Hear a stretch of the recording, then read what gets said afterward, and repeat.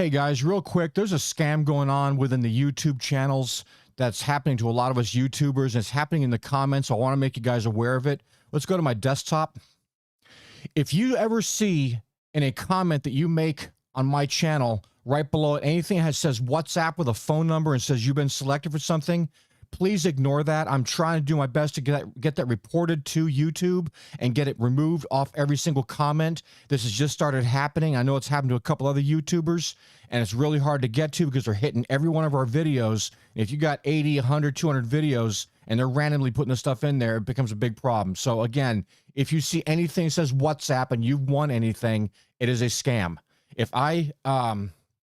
If I'm going to give you something, I'm going to contact you directly, or it'll come out of my mouth live on a video and not through the comments in the comment section of any of my videos.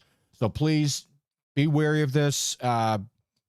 Just, ignore it if you see it, and I'll do my best to get rid of it. This is Ham Radio for Non-Techies checking out, and we are clear.